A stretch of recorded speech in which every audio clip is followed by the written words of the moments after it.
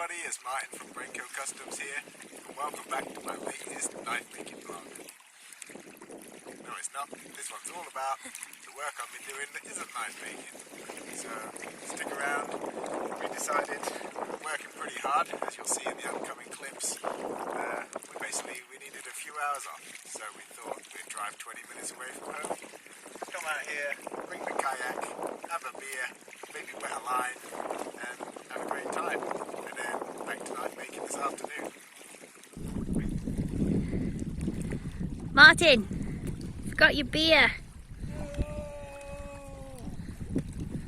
Okay, so this is the renovation we're going to be doing this week. I've decided, sod it, I'm going to take at least half a day off and we're going to see if we can smash out this old concrete tank.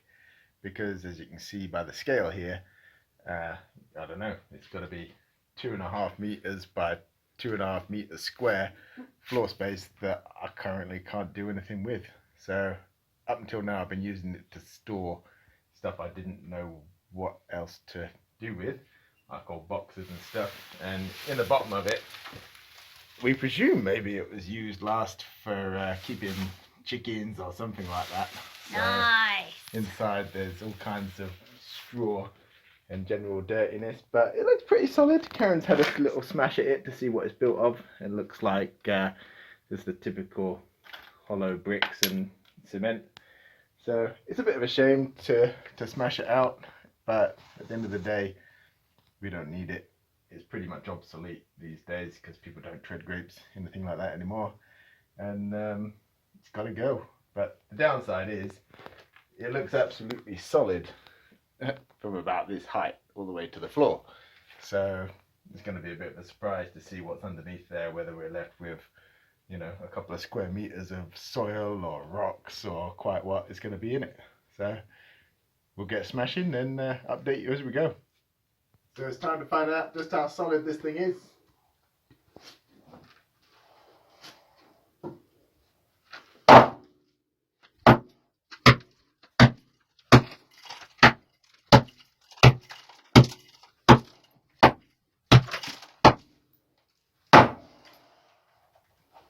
It's gonna be a long day.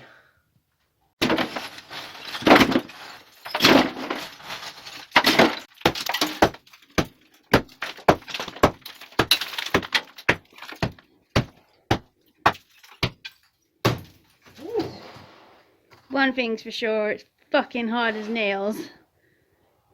Damn.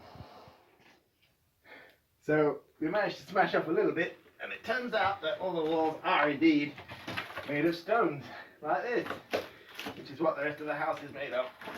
So they're going to be fun getting rid of.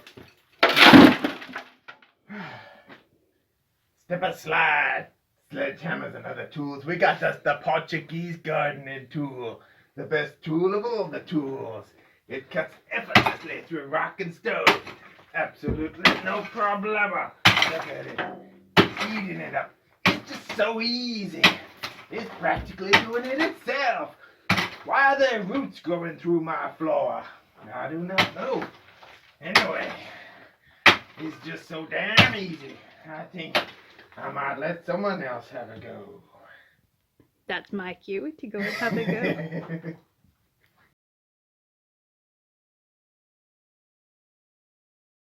For sure. We got down to the floor. Yay! And we are both tired. Knackered.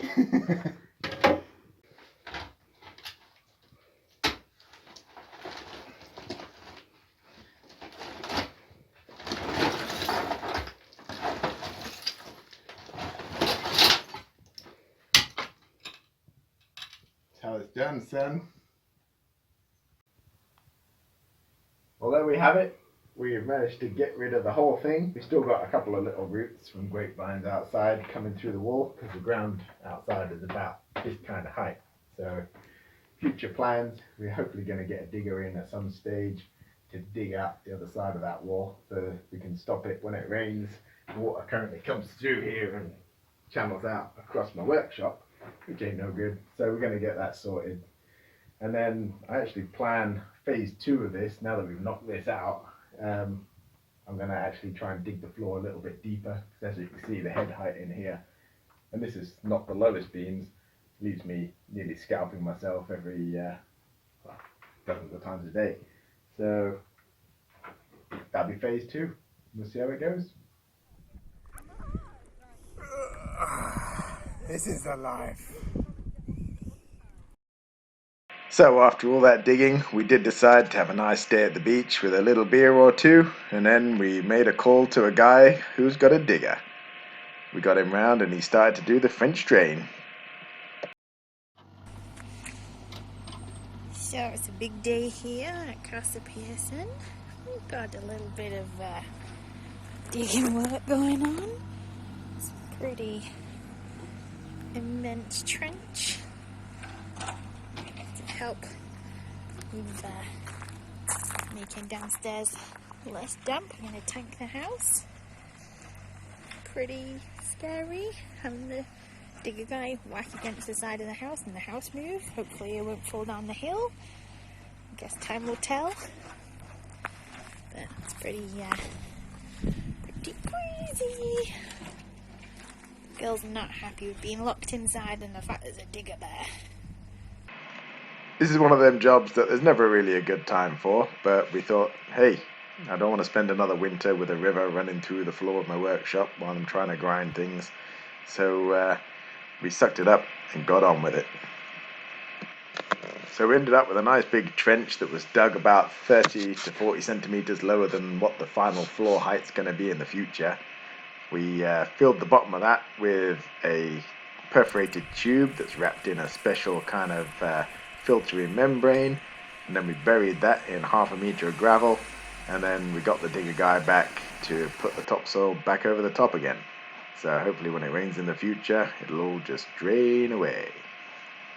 However, this led to a secondary problem. As we did a bit of landscaping, I wanted the driveway to be a little bit wider than it used to be, which left us with the need to build a retaining wall. So I didn't do any video of that process as it was a bit laborious, and we just got on and with a bit of reinforced steel concrete to make a few pillars and a few blocks and a week's work, we got it done.